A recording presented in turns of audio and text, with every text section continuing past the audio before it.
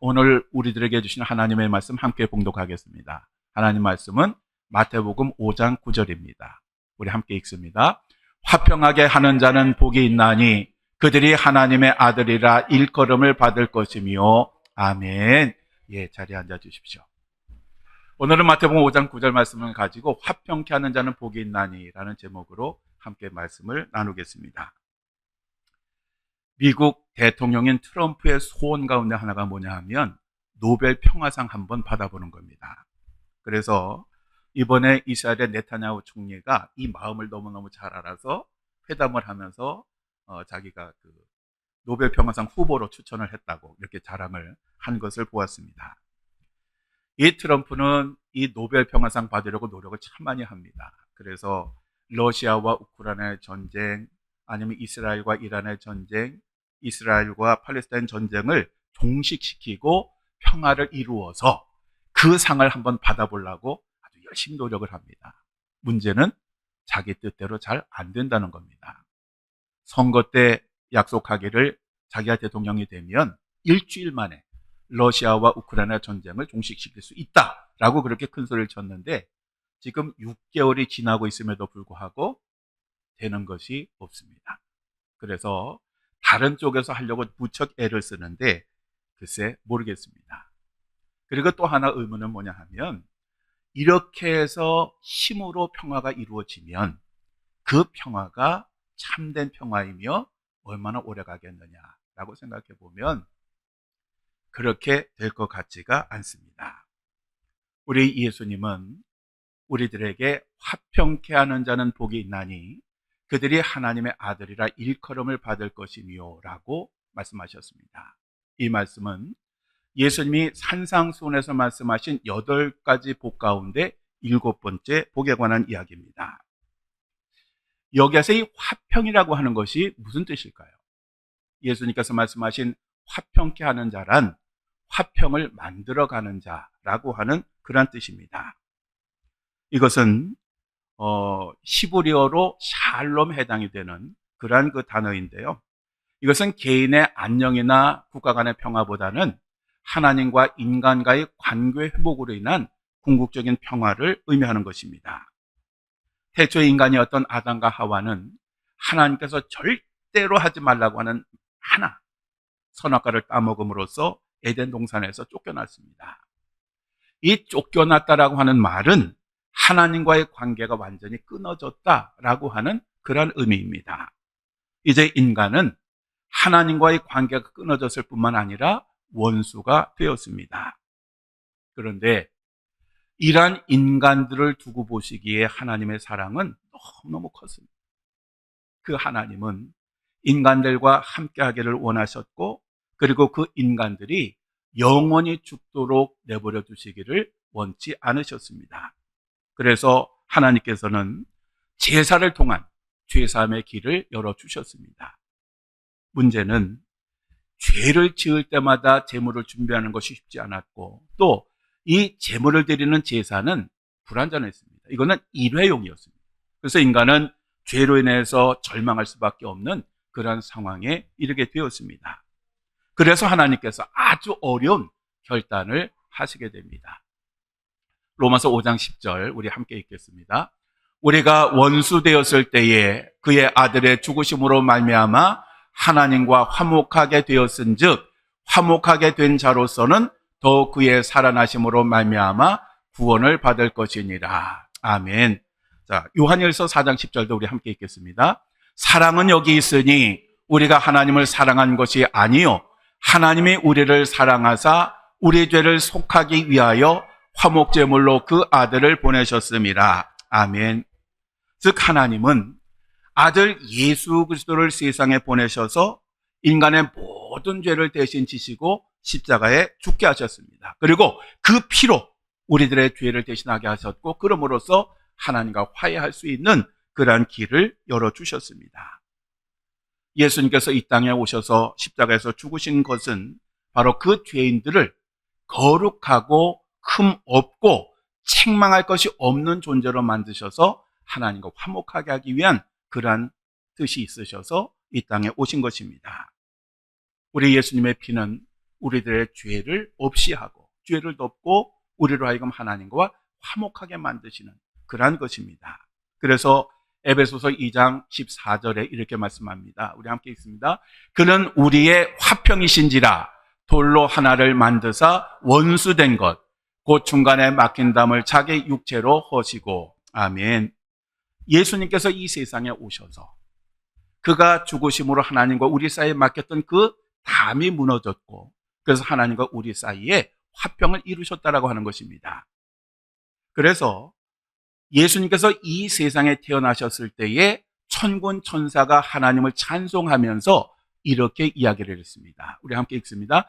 지극히 높은 곳에서는 하나님께 영광이요 땅에서는 하나님이 기뻐하신 사람들 중에 평화로다. 예수님께서 이 세상에 오신 이유는 십자가 죽음을 통해서 우리들에게 평화를 주시기 위함. 이 평화라고 하는 것. 그래서 이것을 위해서 예수님께서 모든 것을 내어주신 것입니다. 우리가 이 땅을 사는 동안 이 평화가 먼저 와야 됩니다.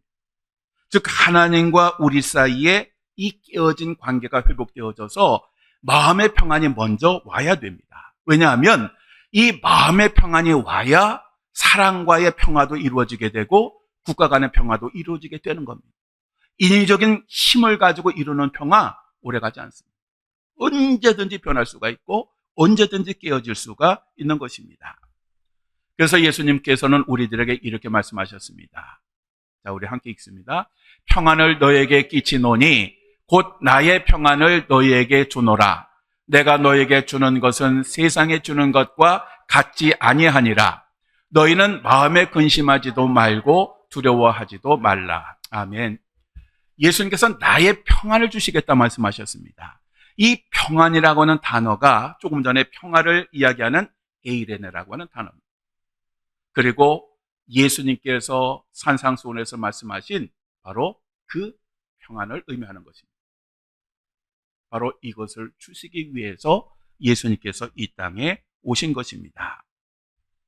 우리가 이 땅을 사는 동안 건강하고 사랑하고 부가 넘치고 아름다움이 있고 그리고 재능과 권력과 명성을 가졌을지라도 이 마음에 평화가 없으면 그 모든 것들은 불행할 수밖에 없습니다.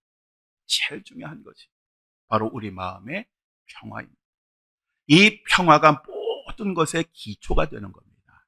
이것을 우리가 잃었을 때에 이것을 회복시켜 주시기 위해서 이 세상에 예수님께서 오셨고 우리들에게 이 평화를 너에게 주노라 라고 말씀을 하신 것입니다.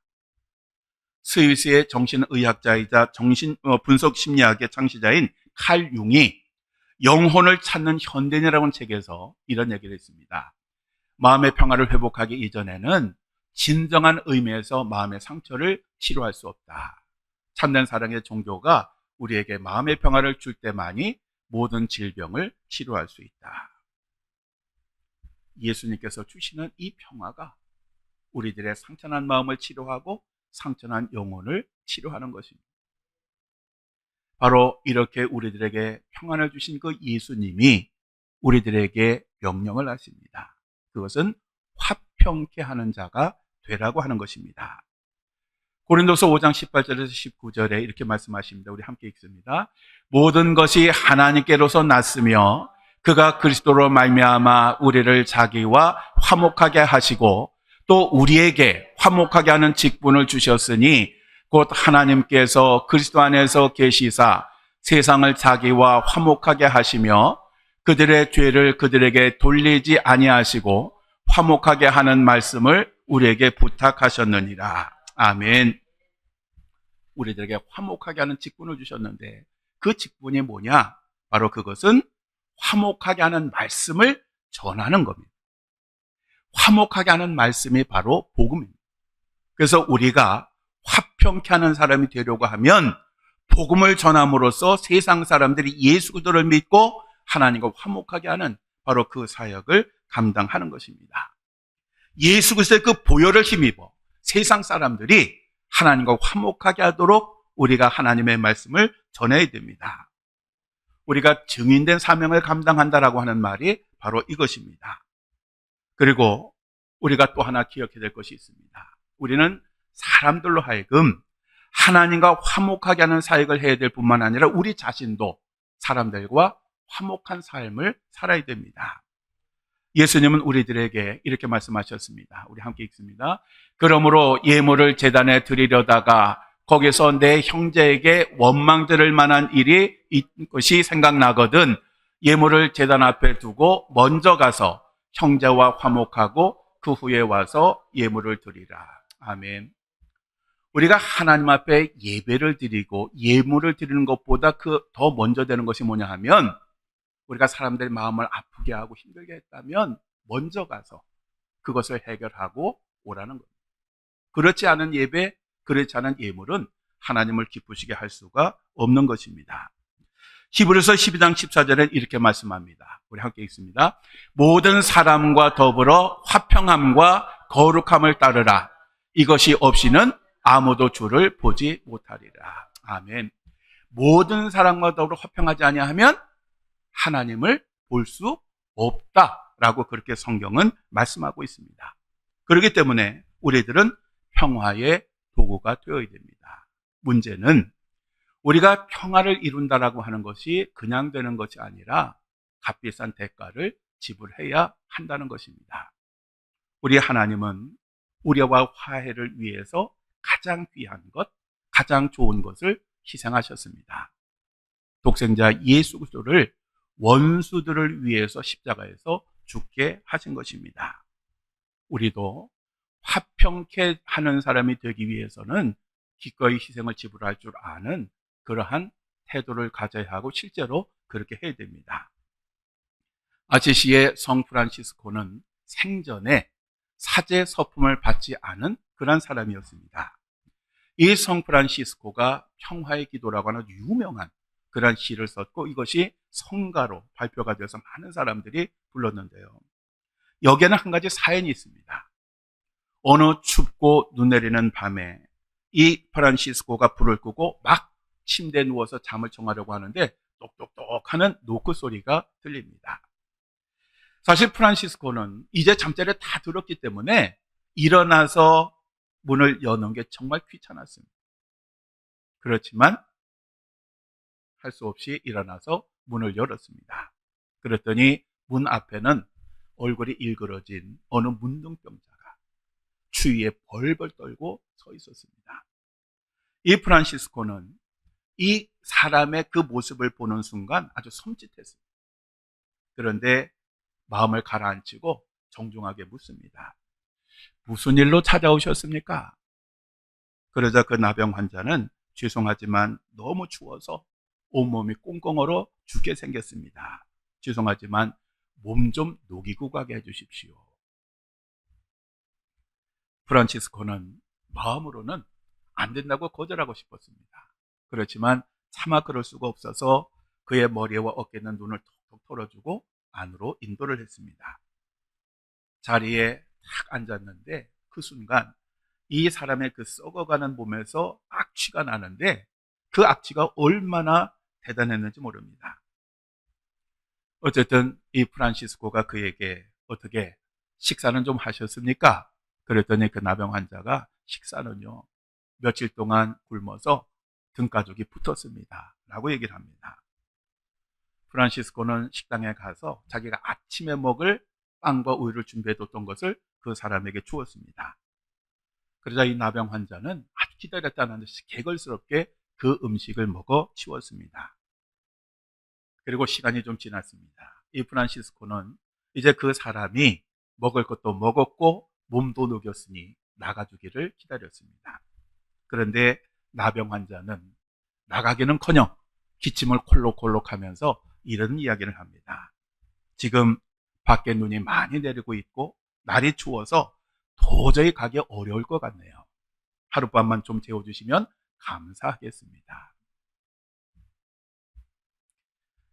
이 프란시스코가 그때 어떤 생각했을까요? 마음이 아주 부글부글 끓어오르 불편했습니다. 그런데 그 입에서는 할 수 없지요. 누추하기는 하지만 여기 침대에서 하루 주무시고 가십시오. 이 프란시스코는 마지못해 승낙을 합니다. 사실 그 집에는 혼자 살았기 때문에 침대가 1인용 하나밖에 없었습니다. 그렇지만 어쨌든 나병 환자에게 그 침대를 내주고 바닥에서 이제 이 프란시스코는 잠을 자게 됩니다. 그런데 이제 밤이 깊어서 이제 잠들 때쯤에 이 나병 환자가 정말 어처구니 없는 그런 이야기를 합니다. 뭐라 그러냐 하면 저의 몸이 얼어서 너무 얼어서 추워서 잠이 안 옵니다.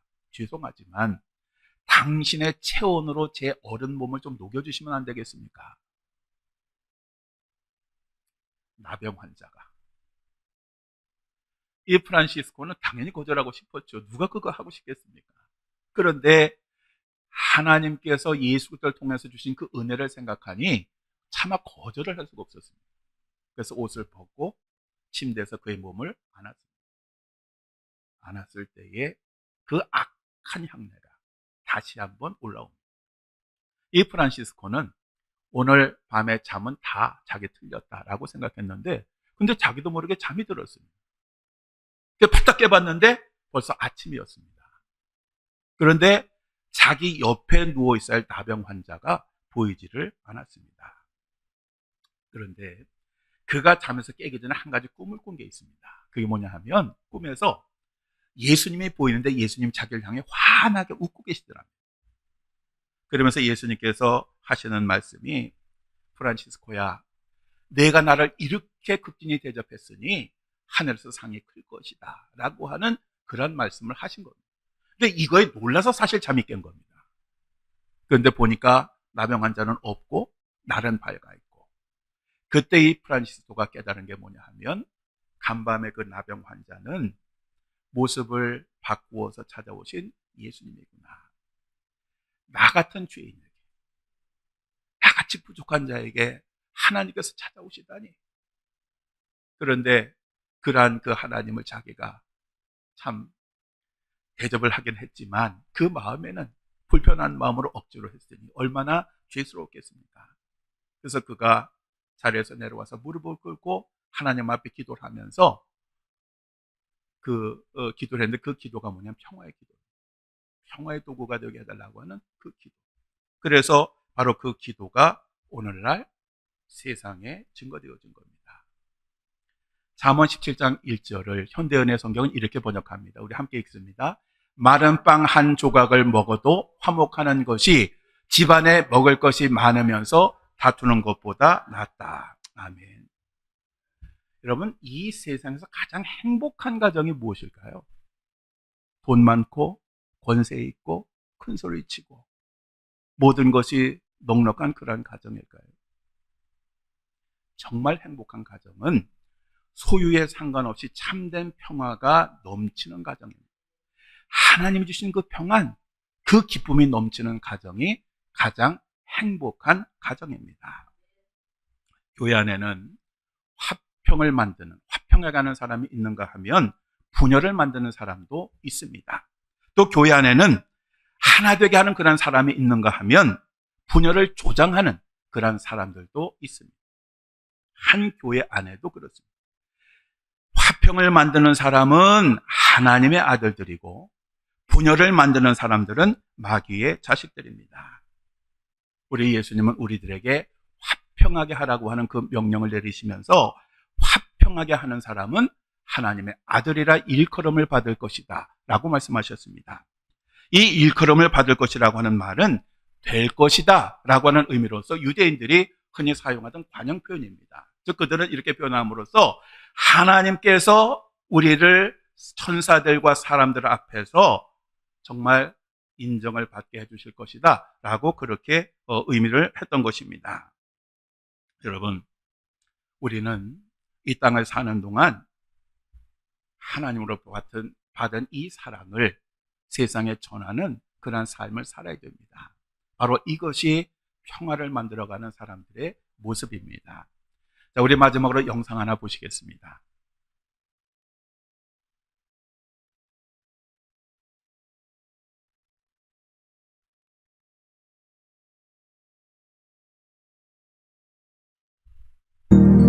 And I thought to myself, what a bummer, because I'm going to have to give money. I'm not even going to go through the procedures. I'm going to just give this guy some money. I had no wallet then. I had a money clip. So I waved him up and he came. So I'm here. He got to about 5-6 feet away from me. Whoa, whoa, whoa, whoa, whoa, whoa, whoa. Smell? No, a smell? You think you've smelled something? I'll match that smell with anything you've ever smelled in your life. A mixture of feces, urine, sweat, street, and alcohol. Stir gently and let it cook for a while. And that's what I smell. Nasty. I looked away to inhale and I started questioning, what's your name, David? Okay, I'm a minister. Let me go through at least the procedures here. Man, this guy smells bad. Missing one or two teeth, at least one right in the front. Let me give him $5, something. Not the way I wanted to end the day, but you know, what can you do? Took out the money. I remember handing it. Pushed it down. He said, I don't want your money. I want this Jesus you were talking about.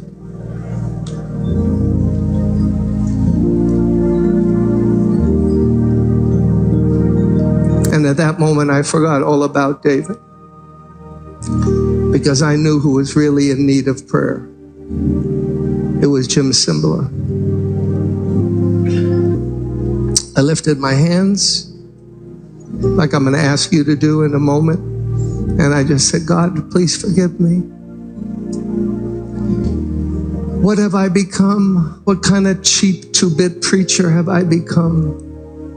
You sent somebody who's searching for you. And I want to give him a few dollars and get rid of him. Please help me. And God, that moment baptized me with a love, with something, with grace. He saw how pitiful I was. And David knew it. And he drew close to me. And I started to cry. And he started to cry. And then he fell against me and he put his head over here. And I put my arms around him. And he put his arms around me. And for a while we just rocked back and forth. A preacher in need of God, a guy from the street in need of God. I'm not sure who was needy, or might have been me. You know what God spoke to me that moment?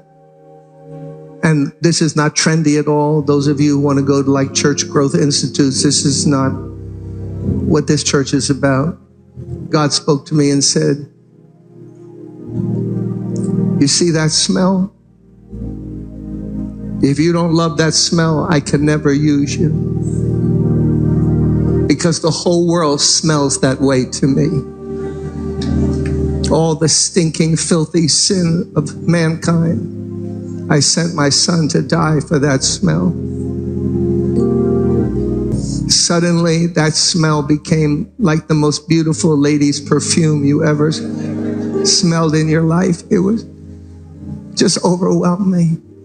He was weeping, I was weeping. I led him to Christ. We prayed, we detoxed him for 4 or 5 days. Hired him on church staff, housekeeping. He spent Thanksgiving and Christmas at my house that year. My buddy got his teeth fixed, handsome guy. For that Christmas, all he had, he gave me a handkerchief. He wrapped it up in wrapping paper, gave me a white handkerchief. I kept it for years. It meant more to me than anything anyone could give me. You could have bought me a car. I would have said, keep your car. Give me that handkerchief. And what broke him and what broke me is God's love. Brothers and sisters, let's walk in love this year. Let's think about other people. Let's love other people.